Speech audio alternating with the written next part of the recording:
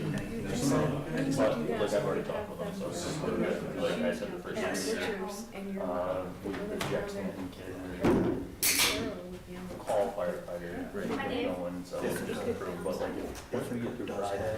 Well, we've called the Town Council Finance and Human Resource Committee meeting. Well, Friday is the agenda, so they at least say your It's names on it. 6:05 on November 28th.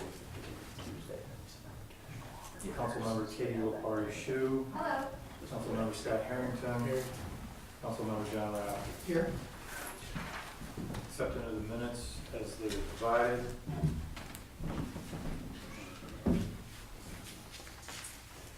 Hearing no need for changes, we'll accept the minutes.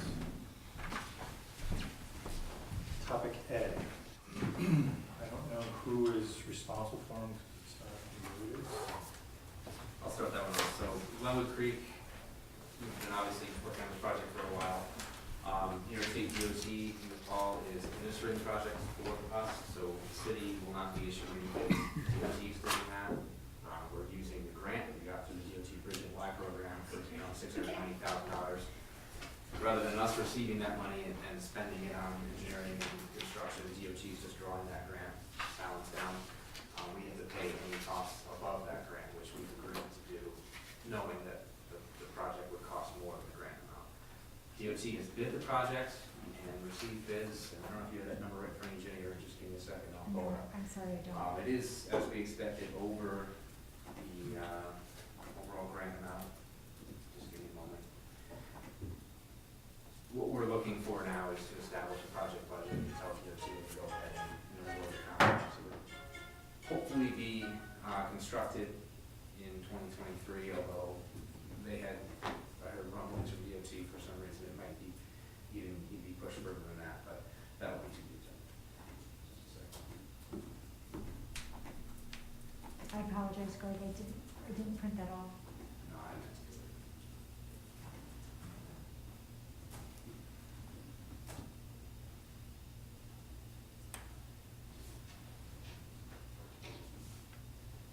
Okay, so the bid came in at construction cost $807,703.21.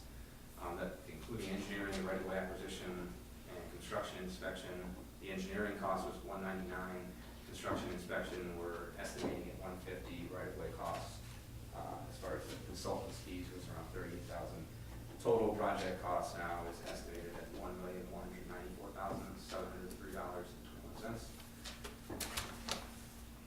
This is including the construction cost that they provided, includes a contingency within it.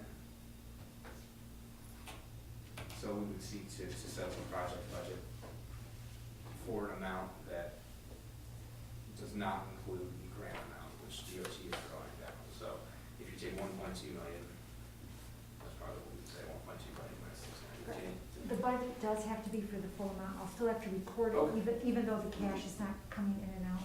Okay, sorry. So it would be a budget for $1.2 million. And recognizing the grant and also our local portion and also the funding if we're going to go with CHIPS.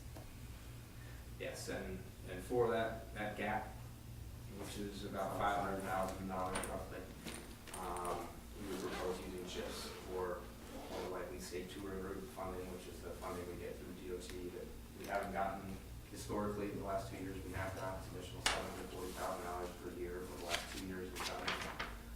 So we have a balance available. So this is something that would be applicable, and that's what we would recommend taking it, as opposed to bonding or taking out of the streets and sidewalks.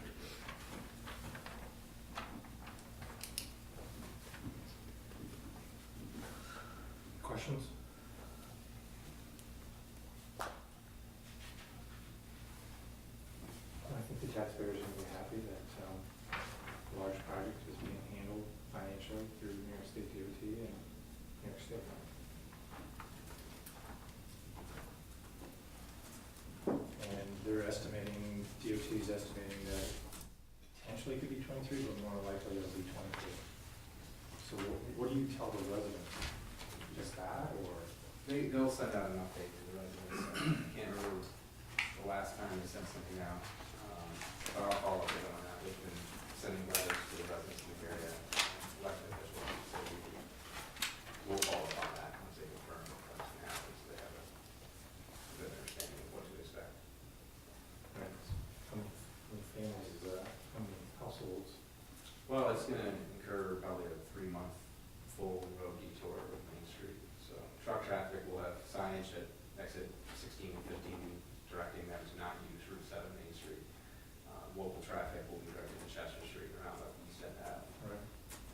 be an impact for a while, and a lot. Okay. The immediately adjacent homeowners, which we've had to get temporary and or permanent easements from, have obviously been in the loop for a while now, since we've had to acquire right of way. Anyone whose driveway would be affected, they've been more easily involved already. Greg, what was that other program, CHIPS, and what was the other program? State touring route, that's State touring? so a touring route is where there's a New York State designated route, like Route 7 or Route 23, that goes through the city of Indiana, such as Chestnut Street, the entire length of it, and then Main Street from Chestnut to the east end. Those two stretches of road are state routes technically designated as such, but they're completely city-owned and maintained. There's no state permits required to do work in the road, there's no state review or oversight for any work that's done there, it's completely controlled by the city. But because they're state routes, they're maintained and owned that way, they create this program to help municipalities that deal with those. This program's been around 2 years, we have no idea if it's going to continue, obviously that would be great for the city, it's a big help, especially with our budget deficits the last few years, we had no money to budget for street projects from our own annual operating budget, so this has been a really big help. Thank you for the update.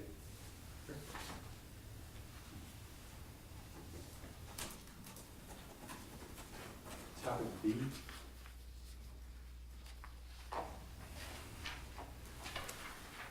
So Ginny had provided the proposed 2023 part-time hourly wage schedule, which is something that the council is asked to approve in each year, or at the end of each year for the next year.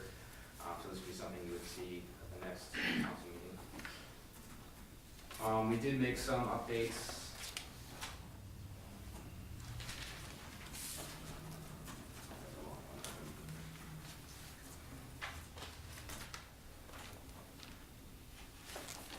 I think we may have added 2 or 3 titles, Jane, correct me if I'm wrong, if you've got it there. We adjusted some of the rates, looking at where some of them were just out of whack. It didn't really make logical sense where these wage rates were. So they've been adjusted to make sense when you compare to one to another, as well as when you compare, to a full-time position in a similar or the same title, where these rates would line up. They're not drastic changes. We took the titles that were filled this year and looked at where they would be next year. They fall within the ranges, so they're not drastic changes in many cases. But we think it makes more sense. Let's see, I think there's columns on the right that show the difference from 22 to 23. Craig, what's the reasoning for the blue font?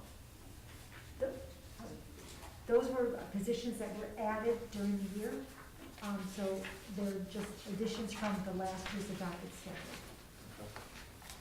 Thanks, Jim. Yeah. Obviously, there's a range, each range is, listed for 22 and 23.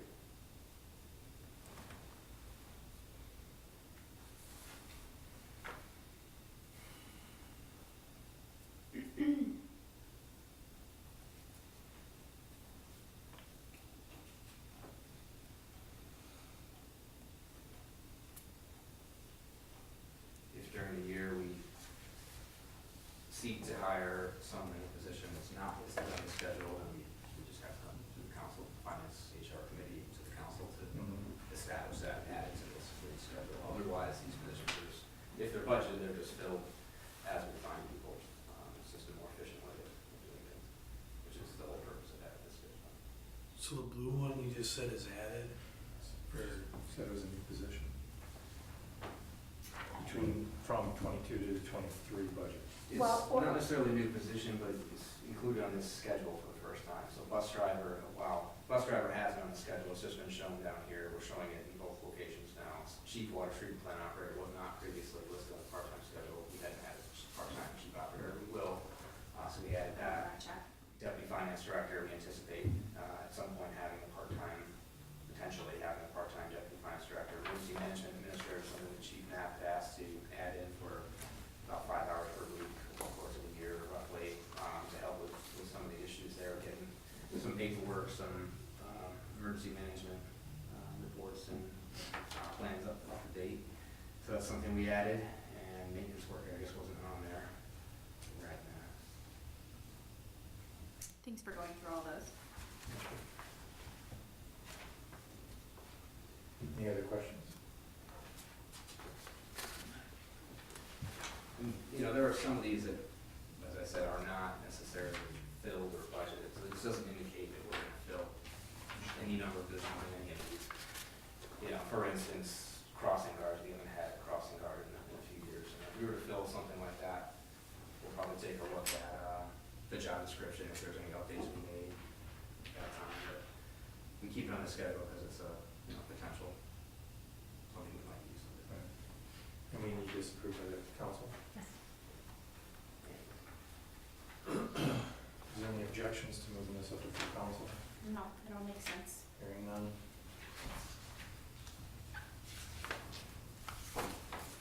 Topic C. You want to do that? Sure. So we have the opportunity to apply to DEC for a grant that's called Tree Planting in Disadvantaged Communities After Ash Loss. I know, it's hard to say that. I have to be careful when I say it. This is for communities that are either disadvantaged or, well, they have to be disadvantaged, but they can also have areas that are in the environmental, or I'm sorry, in potential environmental justice areas, at, both of which are determined by DEC. I'll get to that in a minute. I can show you some maps. Requests for applications are going to open on December 1st. The grants are going to be awarded on a rolling basis, first come, first serve, on a pass-fail basis until the funds run out. So as soon after December 1st as possible, I'd like to get this thing in. There's a total of $350,000 available. Communities can apply for between $10,000 to $50,000. There's no local match. I intend to apply for the full 50, and I know 350 isn't a lot, but not everybody in the state can apply. You have to have the disadvantaged areas or the environmental justice areas. So what I intend to do is apply for planting of probably all street trees in areas that are in neighborhoods that are in the disadvantaged communities and the potential environmental justice areas. Those planting sites will be determined by us, DPW staff, and our environmental board. The environmental board is meeting on Wednesday to discuss this, and they are also providing a letter of support as well as a letter in support of their being a partner with us. There's a required public education and outreach component. I intend to work with the environmental board as well as OCCA on that component, so we can do some really good education and outreach. The OCCA component, we'll be budgeting for the education and public outreach component. So OCCA worked with us on our last tree grants when we did them in 2018. They did a really nice job helping us with that part of it. We do not need to plant trees where the ash trees were removed. So we have the freedom to pick where they're going to go. So we're going to try to get them in areas that don't have a lot of street trees right now and are lower income areas. Just so you have an idea, the disadvantaged community map showed our census tract, which is down the south side of Main Street and River Street, Neola Park. It's basically our opportunity zone, happens to match that census tract. In our environmental justice areas, if you can see this, all of the blue, so this includes the city, which is right in around here, and then the town has a lot of it too, but we would be able to plant in any of those areas. So this map combines the two. So the blue is the environmental justice area, the pink is the disadvantaged area, the purple is the combination of the two. So we have a ton of areas and neighborhoods in those areas that we can plant the trees in. In addition to the street trees that we're gonna purchase, we're also including in there some money for staff time to be able to help plant and maintain the trees. You know, watering the trees is always an issue, so the grant has to be completed within 2 years. So I'm gonna put enough in there to hire a part-time person in the summers for those 2 years of the grant.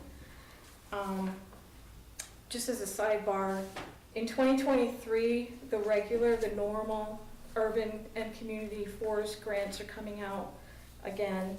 And we plan to apply for more funding for street trees on Market Street and Lennox Highway. And also hopefully we can apply for general tree maintenance to help supplement our like, whatever we budget, $30,000 or $40,000 we budget a year. I don't know for sure what we can apply for until that round is actually out and I have the grant guidelines. So anyway, I'm looking for this to be pushed up to council so we can get an authorizing resolution to go for the grant. Questions? Would you be able to send us those maps? Yeah, I'd like a Sure. copy of the one, just a combination one. Okay, so the combination one, Maureen made this for us. It also includes, and I didn't mention it because you can't see it from this distance, but it also includes ash trees, located ash trees from our 2014 tree inventory, and ash trees that have been removed since during the 2018 grant that removed a bunch of ash trees, like 80 some ash trees, and a few since then.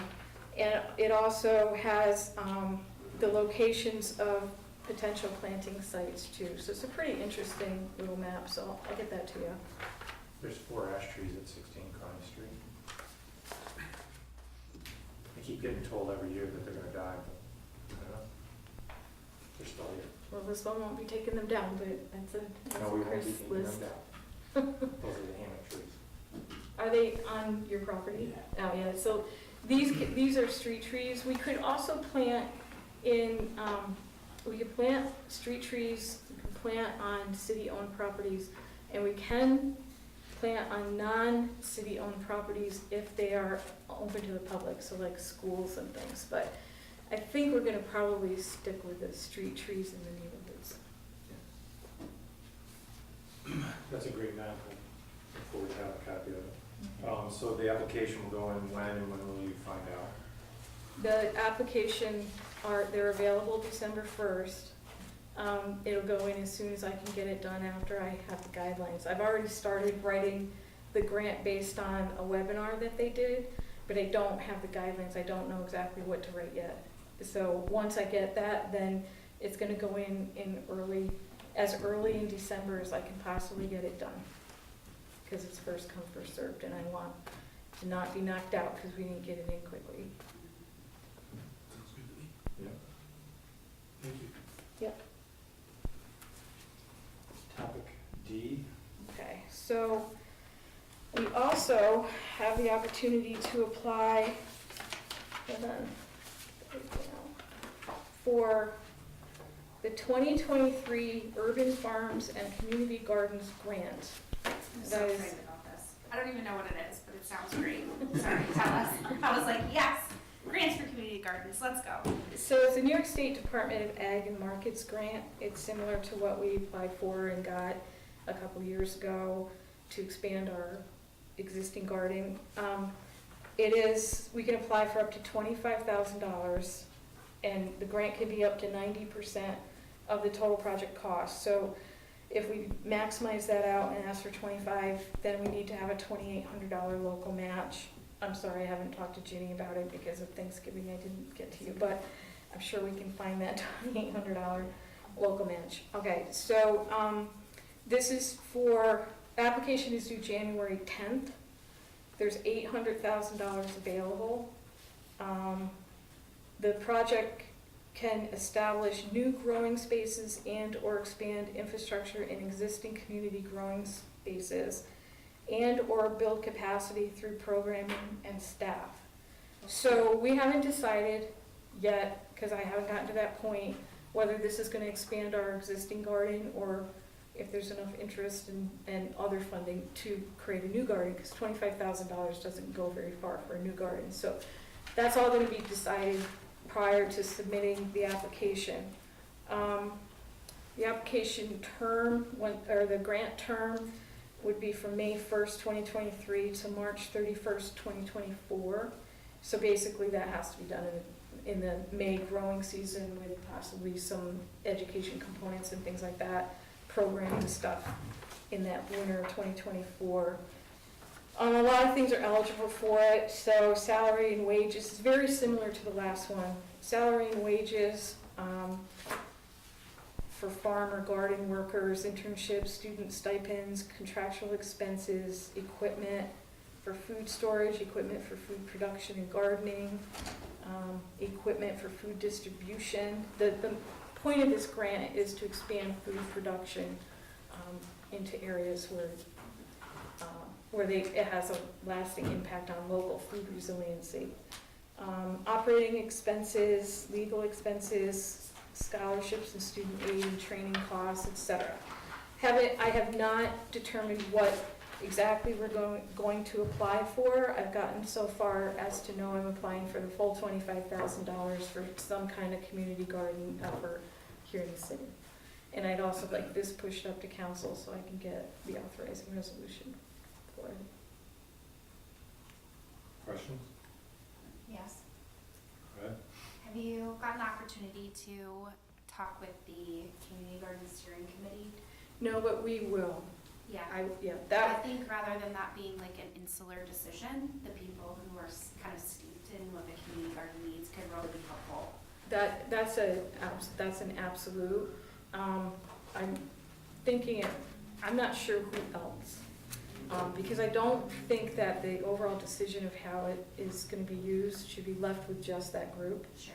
So I'm thinking maybe Click might be a good one to talk to as Yeah. well. I don't know. So I haven't sorted that out. This all came up right before Thanksgiving, and I was getting some other things out the door. So this will be my focus through December. Cool. And yeah, I won't be doing this on an island Okay, at okay. all. It sounded like you were like really putting a lot of thought into it. That's not a bad thing, but I wanted some people to be able to help make that decision easier. Yeah, absolutely. Lou will be involved. You guys will be involved. I can tell you that they did request an expansion of the existing garden, but we had to pull it from this year's budget, so. I know. And there's also been discussion about other gardens in other areas too. So Yeah, I think we need to have that discussion yeah. as part of this grant opportunity. I'm like really passionate about the community gardens. I know that, you know, we had talked about the space that's over near the hospital, that I don't know who owns that space, and that water infrastructure was the problem. Fox Hospital owns it, okay. So I don't know what it would take, but it's already kind of on its way, I think, so I don't know. It'll go to the appropriate people, that would be great. So this grant can also be re-granted to other organizations as well. So there's a lot to think about with this grant. That's exciting, thanks Yeah. Judy. So I just need it moved forward, just so we can get a resolution so I can cross it off my list, because there's gonna be a lot to pull together. Judy, do you expect that we would be able to go to the December 6th meeting for a resolution to apply with a generic description to get it out of the way, like you said, or? Yes, yeah, that, we're applying for $25,000 to support our community gardening, blah, blah, blah, very generic, and we can make those decisions on what we're doing after that. Is there any objections to moving it up? Hearing none, we'll move that up. Thank you. Thank you.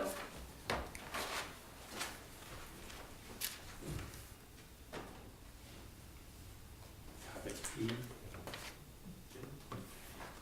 The city was awarded a Accelerated Transit Capital Program, ATC Grant of $96,361. We need to take a motion to council to accept the grant and to have a grant application submitted to DOT to use these funds. And we would like to reserve it for the transit hub. Any ATC funding that we receive, we can use it towards our local match. So the past 3 years, we have reserved it for our local match for the transit hub project. And we would like to do the same with this award. And by doing some, how much would that give you in total then? 3 times 96.3? Well, the amounts are a little different every year. I think last year was about 96,000. I think the year before it was about 93,000. But I can give you a total. Roughly I can 270. Yeah, I can email you it, the That's total. fine. But that's the motion that we would like to apply. Anybody objecting to this? Hearing none, I will move that up. I just wanted to add that I do have to send a letter to DOT asking them to reserve the funds because we haven't drawn them down. I just want the committee to know that every year I send them a letter asking them to continue to reserve the funds for the transit hub. That It's way, good to have that type of transparency with the council, so thank you. Topic F.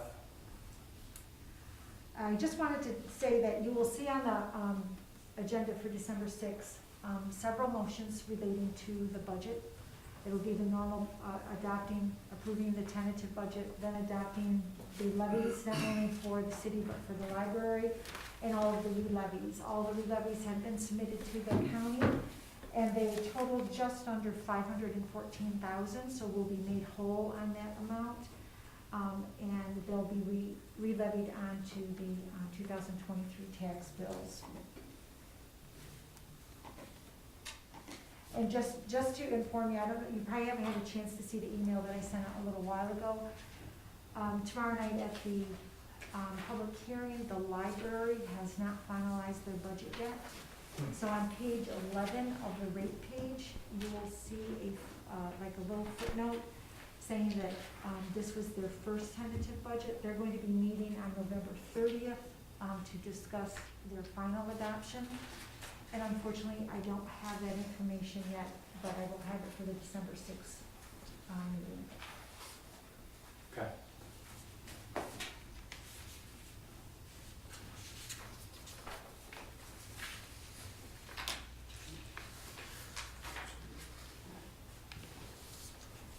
Topic G. It's the water and sewer rates for 2023, the proposed rates. These were distributed to council for the November 15th tentative budget hearing. On December 6th, we'll have motions to adopt the rates. It's a $10 increase in the minimum and a 10% rate increase in the table. Questions?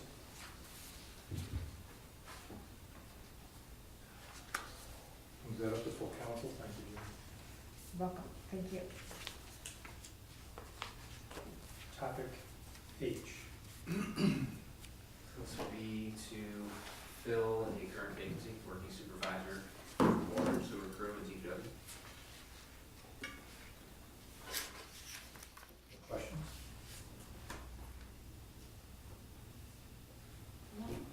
Hearing none, we'll move that up. Same goes for IJ. Based on the next several, water treatment plant operator trainee appointment. That's filling the vacancy to be a new water plant operator. They come in as a trainee, they need to gain some experience before they're automatically moved up to water treatment plant operator. They have to get their certification as well through New York State DOH. That process takes at least a year typically. Any questions on that? J, water distribution maintenance mechanic appointment, again, on the water and sewer crew in DPW. This would be a promotion of current employee to this title. The employee's been with us for a year and a half, 2 years, roughly. I think is this a maintenance worker currently or MEO? I'm I sorry. think he's an MEO. Right.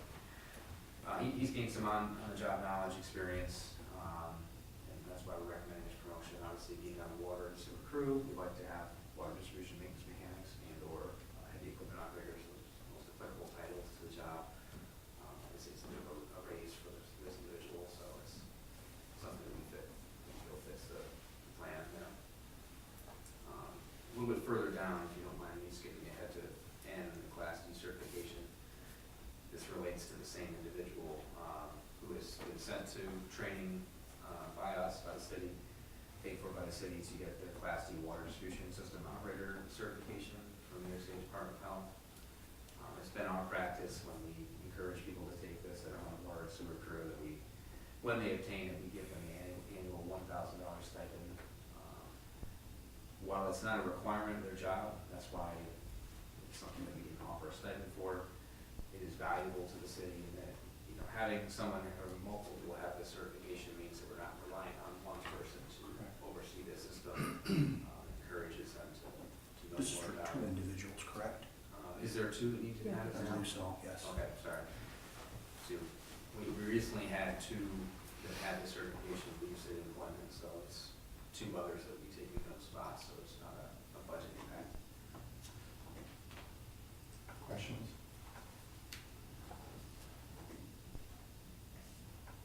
Found somebody who wanted to be a bus driver?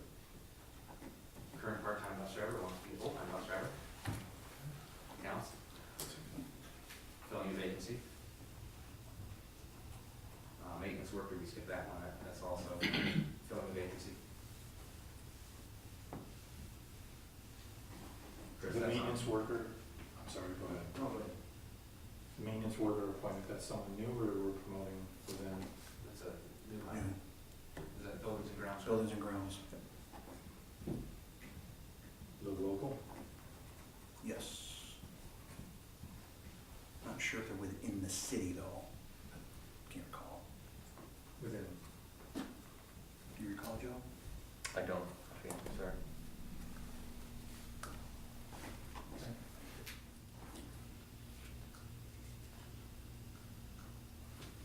I think we're up to M. We actually have two proposed firefighter appointments. We currently have 20 firefighters on staff and 4 captains. This would be our 21st and 22nd firefighters.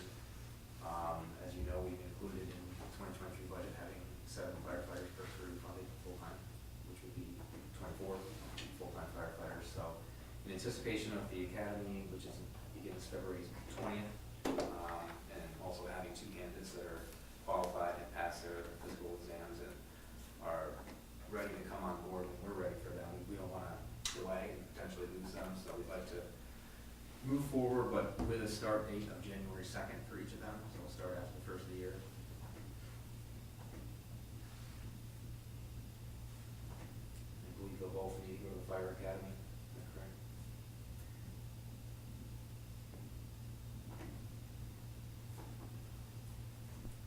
Is there any objections? Questions? Can we go up to full council? let me- Before you go to the next subject, can I add one thing to the agenda? No. All right, go Okay. ahead. We have to bring a budget transfer to the council for $30,000. It's to repair a pump, I believe at Wilbur Park. Is it the pump? This is a pump for Wilbur Park the pool? high service pump, right? No, for the No. pool, the swimming pool? It's not, Oh. it's the line. The line, yes, sorry. Okay, It's a drain line. a drain line, sorry, Yes. thank you. It's for the drain line At the pool? at the pool. The existing drain line's plugged and they currently have to use a sump pump to pump it out. We're gonna install a new line with a valve that you can manually open and just drain it automatically without having to use a pump. Questions? Objections? The staff- Sorry, can I? I was gonna say, the staff has found the funds in other codes, so it's just gonna be a budget transfer between codes. Can I just share some good news? Sure. That's all right. I just want to share that recently, after a 5-year wait, a 5-year as provisional, our transportation director, David Hotailing, will be receiving permanent status. That's going to go through the Civil Service Commission tomorrow's meeting, so it's just good news. It's one of those, long waits for the exams that kind of happened. So just wanted to share that was happening. He waited 5 years to take the civil service exam. Well, I don't think it was waiting 5 years. I think it was also about when it could be scheduled and then how long it took to score and stuff. So yeah, it's just been a delay, but it's great to finally have it as a permanent.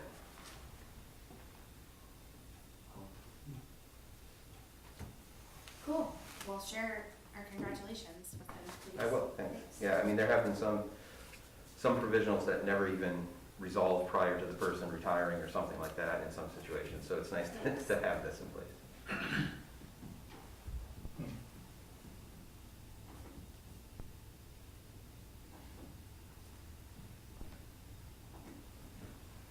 Are you gonna bring that up to full council?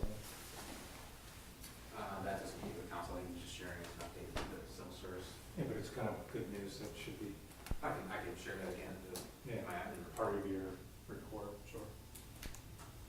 When an individual has to wait that long to take a civil service exam. Thank you, New York State.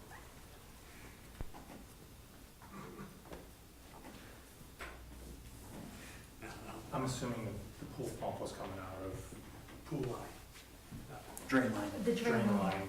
pump was coming out of Chris's budget somewhere, right? Yes, it's coming out of, within the pool itself, within the parks, and then also, one other area which I believe is, street maintenance of some sort. So it's all out of the public works codes.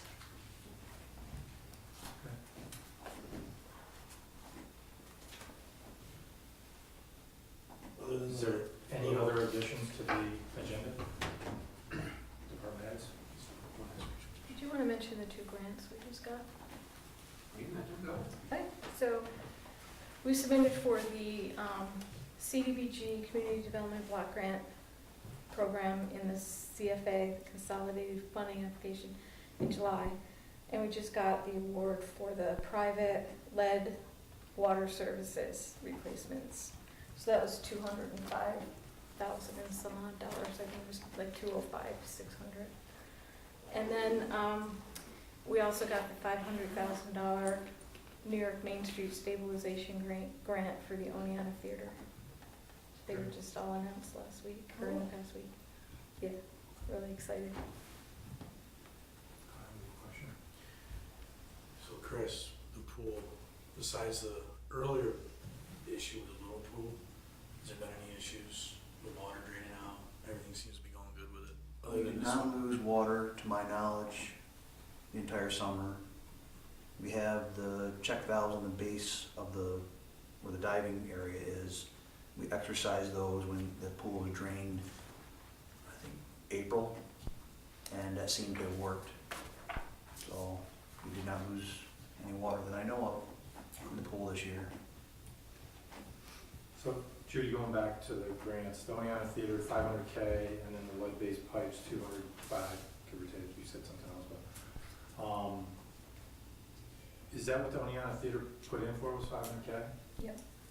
And the It's 205, that's a little lower than what, I think Chris and you went through that whole process with it, it seems a little bit. Yeah, so that's what we came up with. That number was based on the average that we expected the laterals to cost, which were like 5,600, I think, each. Something like that, and about 20 to 30 of them. Yeah, and that number combined with, we did a very short-term income survey to the properties that had been identified with lead lines.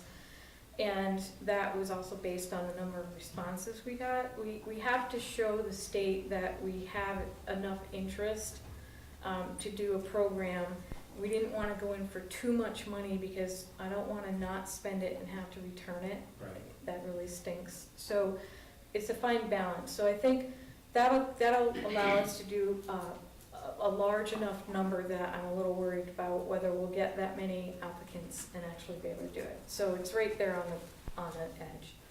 Okay, so then walk me through this again, because I thought we were gonna get a subcontractor to come in and kind of do this. No, this No. one will be where we will do an RFP for a grant administrator. There's about 30-some thousand, almost like 37,000, I think it is, in there for grant administration and program delivery. That firm will do the public outreach with our help or help us do the public outreach. But we'll be actually accepting applications for the program. And then the grants will be awarded on an individual basis to homeowners of single-family houses and also of rental units from 1 to 4 units are eligible as well. Once we have the grants awarded to the homeowners, then the grant administrator will help them put together a package where they can go out for estimates. Okay. At first, it might just be one, and then the next one, and then the next one, but once we can package them, so maybe we could take 5 out or 10 out, and the contractors can pick whether they wanna do all 5 or Alright. cherry pick them or whatever, we can start helping them get their quotes. But the contracts for construction will be between the homeowner and the contractor.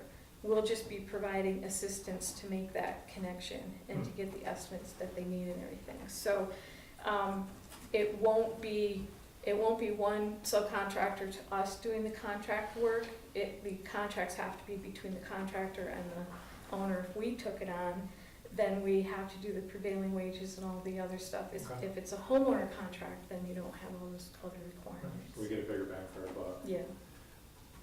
And then how are we notifying the property owner? Well, we have the list of the lead lines that have been identified that are in this particular program. So we will be doing direct outreach to them. We don't have the details exactly of how that's gonna work, but I'm anticipating that it's gonna be first come, first serve. You come in with your application, if you're eligible, you get awarded, and we move on to the, we help you, but then we also move on to the next to get the next awarded and the next awarded, as they come in, and they have to be income eligible. This is a small piece of the lead service lines that we have in the city. Oh, yeah. Out of the 4,000 plus services we have, there's 130 roughly known lead lines that need to be replaced. This is a small portion of that 130. Sure. Yes, and future projects that we are working on getting funded, we're working on getting funding for the publicly owned lead lines as well. And then we're working on getting funding for another project that will be to do a study to identify the remaining lines. About 700 unknowns. We don't know whether they're copper, lead, galvanized. Right. That's the study we're gonna be doing. Right, so we'll be trying to get grant funding for that study. And once that study identifies more lead lines, then we'll go back into CDBG in the CFA in either 2020, probably around 2024, I'm thinking, because we have to have time to get that study done. But we'll be going for another one of these Okay. to help those homeowners. And basically what that study will entail for those 700 unknowns is basically we're gonna have to go down and pothole at the curb box and determine what the pipe is made of for both sides, public and private side. Right.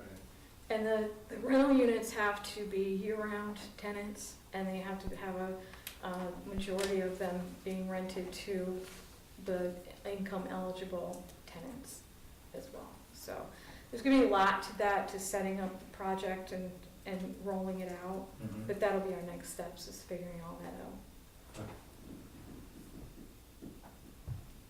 And the theater grant is for the roof, complete replacement of the roof on the entire theater. Total replacement or repairs? Replacement, and the drainage system. It's about almost $900,000 project, so they have to come up with a match for the remaining, but this is a big chunk. It's very exciting. We tried this a few years ago and didn't get it funded, but they now have ownership of the building, and they're in much different financial position than they were a couple years ago. So this is, I feel, the first step in getting that theater back and going. So in the future, we'll be applying for more to help them once this project is done. So it's roughly 30 properties that we're going after for that 205, once you subtract out the administrative fees. Yeah, roughly